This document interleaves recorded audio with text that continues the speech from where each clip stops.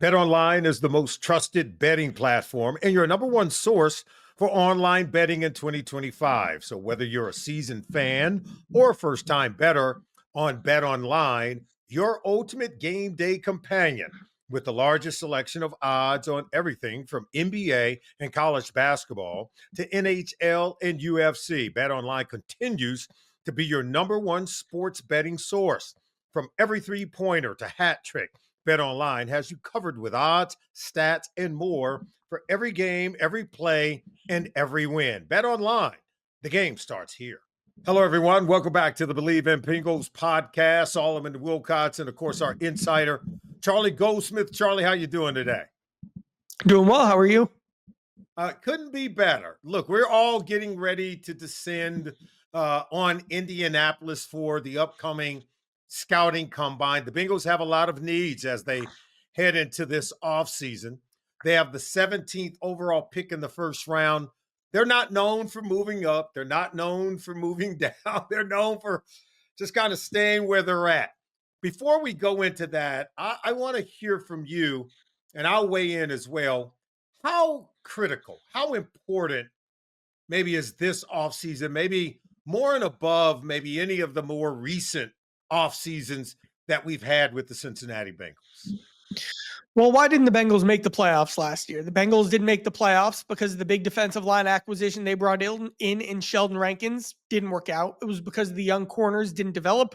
It was because free agent safety Geno Stone didn't play very well. Free agent safety Von Bell played, even worse. And second-year safety Jordan Battle didn't take the leap that the Bengals were expecting. So when you look at why the Bengals didn't make the playoffs, it was about free agency and the draft and development and finding guys who fit into that scheme. Like, the way I look at this is the Bengals over the next 10, 15 years of Burrow's career, the percentage of times they can nail the offseason will be the percentage of times the Bengals are real contenders.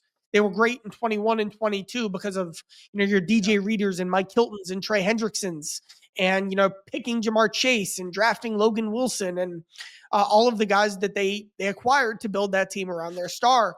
And how many times are the Bengals going to be able to do that again? Of course, that has to be one of them for the Bengals to be back in the mix next season. There were only 4 teams last year in the 2024 season that played 5 or more rookies in 16 of their 17 games during the regular season. All 4 of those teams, the Kansas City Chiefs, the LA Rams, the Washington Commanders, and the Super Bowl winning Philadelphia Eagles, all 4 of them made the postseason. So what does that tell us? It tells us that the draft does matter. And in a game where you have your quarterback that you're paying $50+ million a year, where you have maybe some of those veteran players that are already entrenched and taking up a large portion of your salary cap, you got to hit on the rookies. You got to hit on guys who are playing on their rookie contracts. And to that, you would say what? Yeah, the Bengals, look at the last 20 years of Bengals history. Like this awesome 2005 season. Then they start paying Carson Palmer, and they took a bit of a step back. They didn't draft as consistently. They didn't do a good enough job of building around the quarterback they were paying. You look at the Andy Dalton era. What a run from 2011 to 2015. But then once Dalton's contract kicked in, they were worse off building the roster around him again. What they haven't shown kind of in this recent era of the front office is the ability to sustain success once you're paying your quarterback. And of course, you'll pay your quarterback 100 times out of 100, but these are the moments where it really tests the front office operating with less. That's something the Bengals have struggled with. Now, they've made changes. They have a new defensive coordinator because they believe that Al Golden will be better at player development. He has a better sense of what young guys need to do to succeed quickly. And his experience recently in college should help with a draft evaluation standpoint as well. And then their new offensive line coach, Scott Peters, a guy who, in New England was doing a lot with absolutely nothing in terms of, they were starting Bengals cast-offs, and it's not like the Bengals had this great line over the last couple of years. So he's a guy who kind of his calling card is development, finding mid-round picks, undrafted free agents, bargain bin guys, and turning them into something. So the Bengals have to do better at that. It's something they've been bad at. And again, whether or not they're contenders next year will come down to their ability to do that. Yeah, if the 2025 season comes and goes without the Bengals making the playoffs for the third consecutive year, you and I both know that's going to be problematic. It's going to be problematic because we now exist in a league where the players, you look at a Miles Garrett, you look at even a Matthew Stafford, you look at an Aaron Rodgers who we thought would play his entire career in Green Bay. Players now are empowered, at least at a level, to where they will be able to say, "Hey, here's where I want to play. Here's where I don't want to play." When it's not working, they have the ability to want to move on. So I find it hard to believe that the Cincinnati Bengals are going to be able to keep it in a harmonious position with the players and the team if they're not making the playoffs in 2025. I want to ask you a question about them using the franchise tag for the second consecutive time, potentially on Tee Higgins, and what that looks like, because it's already been written that if they were to do that, it could cause some acrimony in the locker room amongst the players. I think it would, particularly if you have Higgins play the year on the franchise tag. I think it would have been malpractice, or it would be malpractice, to not give Higgins the franchise tag and to let, a star player hit free agency. That just doesn't happen. You have to accrue some value if you're going to lose Tee Higgins, because he would have a lot of value in a tag and trade scenario, or best case, he continues to have a lot of value for the Bengals playing on a long-term contract. But what's funny about this is, what signal does it send to the locker room? What impact does it have on the team? You're kind of running out of guys to, one, pay, or two, make frustrated, because, if you don't pay Higgins, what message are you sending to Cam Taylor-Britt, who we thought would be in line for a lucrative contract right now, but then got benched and probably isn't a guy who would have a ton of value on the free agent market or on an extension market right now? What do you make Cordell Volson upset, a guy who you thought you would pay coming off his third season, but then he got benched after being a nice starter for his first 2 years, but then kind of falling off a cliff this season? What are you going to make Jermaine Pratt upset? Well, Pratt probably is going to get cut. He requested a trade. Mhm. Like, you're kind of running out of guys to frustrate. You talk about losing the locker room, but it's not like you have many core pieces left. You have Burrow, Chase, Higgins, who has his situation. Chase has his situation. You got Trey Hendrickson, who you might trade, or probably he's probably on the back half of his Bengals career at best for them. And then the rest of this team is first and second year guys. Sure, I love Chase Brown. I love Amarius Mims.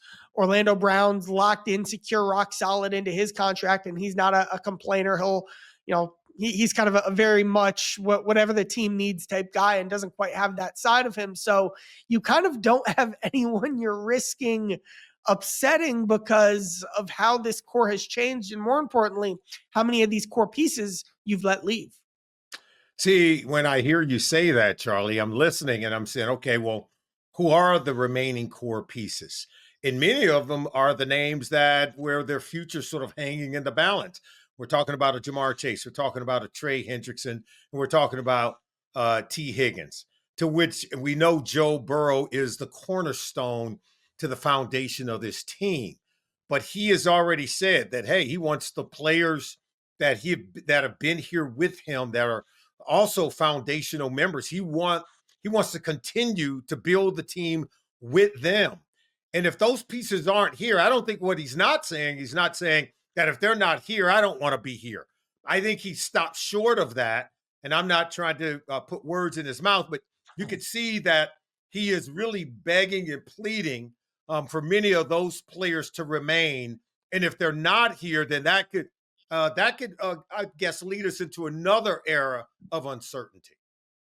An era of uncertainty for sure, because if it's not a Trey Hendrickson and Tee Higgins era, who are the Bengals building around? And this is kind of the morbid worst case scenario future for the Bengals. But what if it's 2026? All right, and the Bengals have Burrow and Chase, and I'm as big of a fan of Chase Brown as anyone.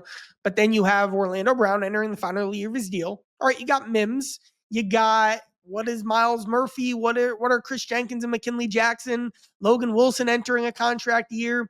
Cam Taylor-Britt, Dax Hill would be up for extensions at that point with their rookie contracts coming to an end. And then you got Jordan Battle. Like, if you lose T and Trey, what are the Bengals outside of Burrow and Chase is a real legitimate question. You're you're literally starting over from that standpoint. So Mhm. that's what creates the urgency for this offseason, because it's already you trying to build and sustain upon the model and the type of roster and the makeup of roster with the stars who led you to what the Bengals did in 21 and 22? Or are you resetting almost as much as you did in 2020, except this time you have a quarterback and a receiver intact? But hey, even the 2020 Bengals had, Bates and Hubbard and a couple other guys, CJ Uzama. They had a lot of starters on that team who ended up doing nice things for the Bengals. These Bengals don't even have as many, just in terms of pure volume, core pieces as the Bengals did in 2020. Now, of course, they've got the stars, but it's time they've got to really surround those guys with some real quality starters.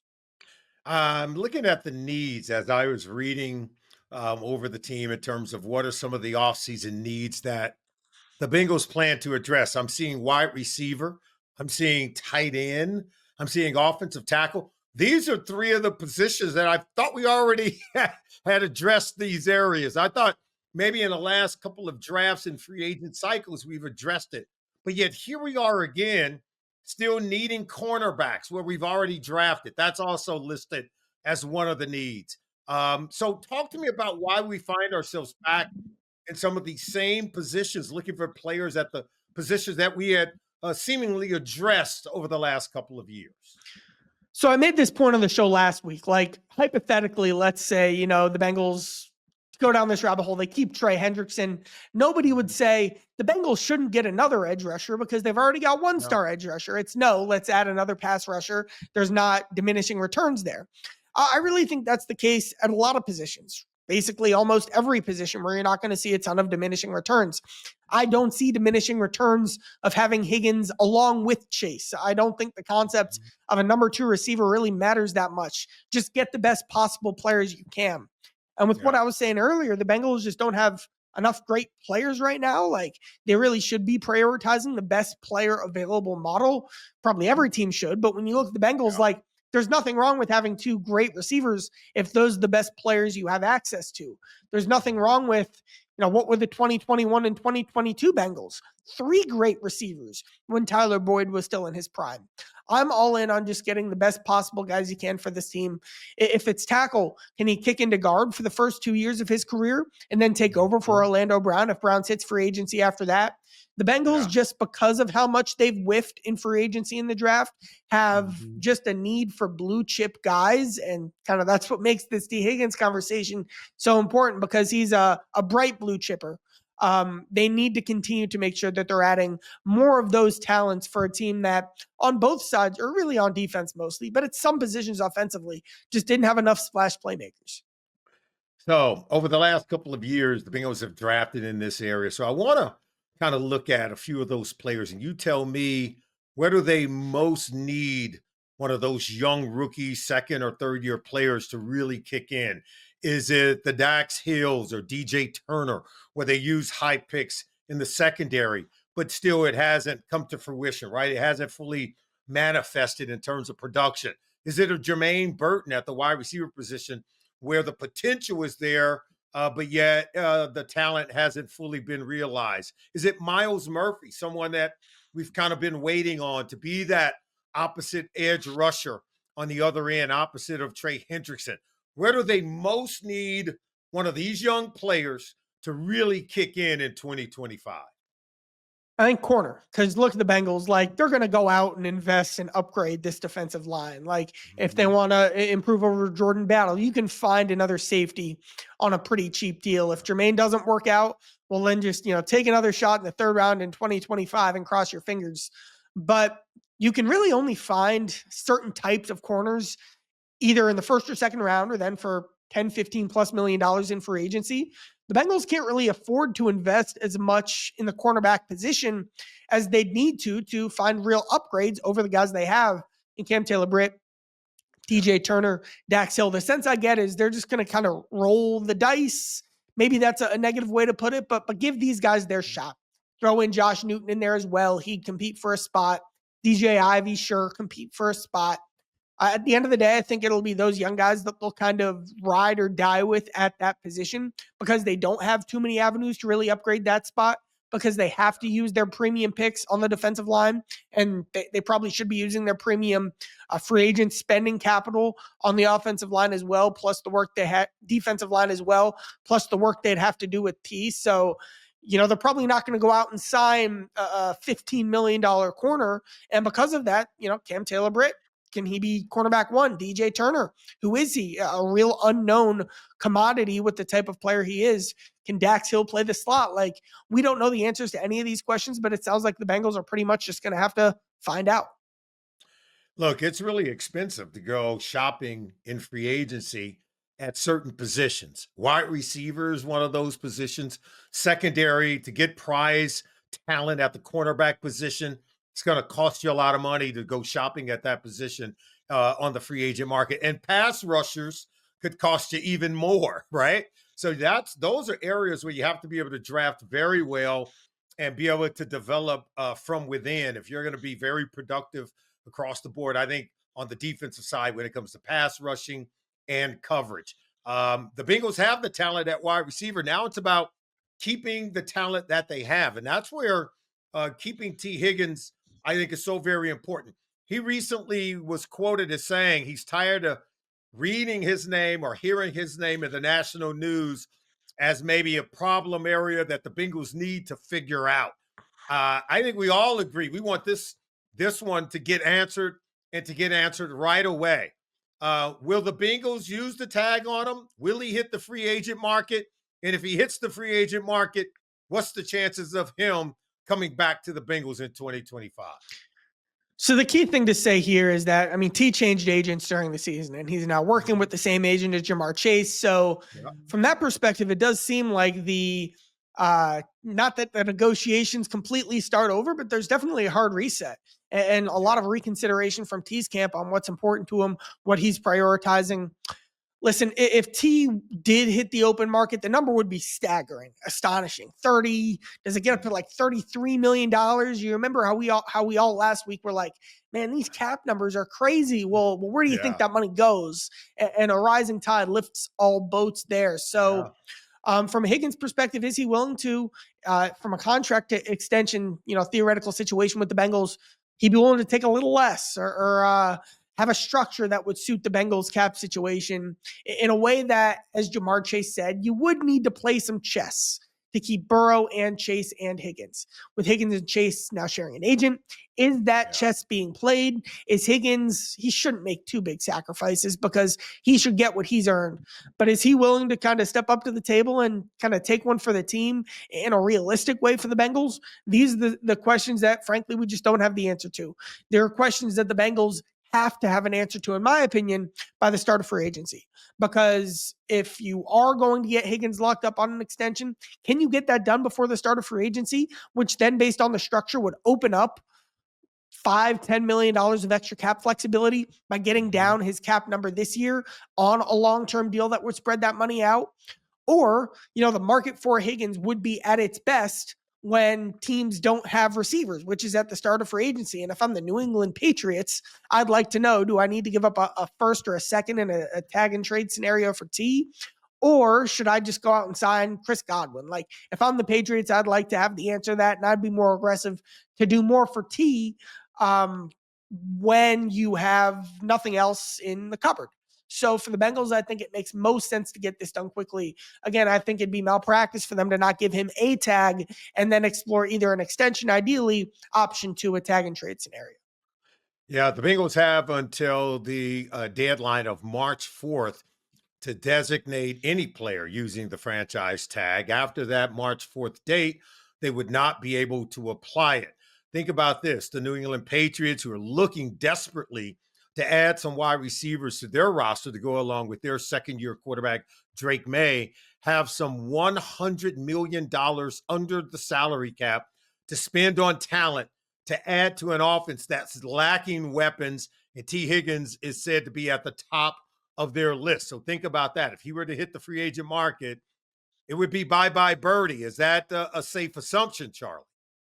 Well, again, it would depend on what T. Higgins wants because of how much he really does love Cincinnati. I get the sense Yeah, that I his agree. relationship with Zach Taylor is in a fantastic spot. I mean, Jamar Chase and Joe Burrow are his best friends. Like, he is in a great spot for where he's at from a contract situation structure standpoint. Is he willing to take the type of contract that the Bengals have been offering him? Clearly not. Yeah. And more power to him.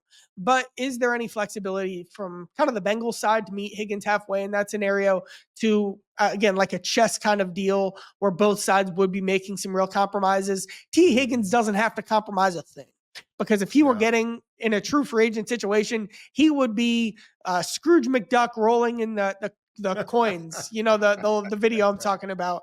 Yeah. He doesn't. He could be that guy, and that's fine. And then you wish him a great career, and what a contribution he made to Cincinnati. But how much is Cincinnati and the Bengals and the contention opportunity and doing something that we may never see again with Burrow, Chase, and Higgins? Is that financially worth something to T. Higgins? He hasn't answered that question. We don't know the answer to that question. I don't know that Higgins even knows the answer to that question yet, but it's kind of crunch time to figure out what his real priorities are. I think most of us have to put ourselves in his shoes and probably say, if you had one opportunity in your life, you work your whole career to get into a situation where you get to maximize your leverage, maximize your opportunity for a windfall economically, and you feel that you've put the work in, you put the numbers up. Again, an 80% catch rate, where 80% of his receptions over his 5-year career have gone for either a first down or a touchdown. He's got the numbers. He's been a great teammate by every single account. And now you get this close to being able to cash in. Put yourself in those shoes and ask yourself, what would you do? Would you look to stay with the team and the players that you really love, or would you go ahead and cash in on that opportunity? You and I both know most players are going to go ahead and they're going to cash in. And I think it's rare when a player really takes less to stay with their friends, right? And continue to play in that same scenario. But we'll have to let it all play out. I want to ask you this, because we're very close. We're going to be heading just this week to go to Indianapolis for the scouting combine.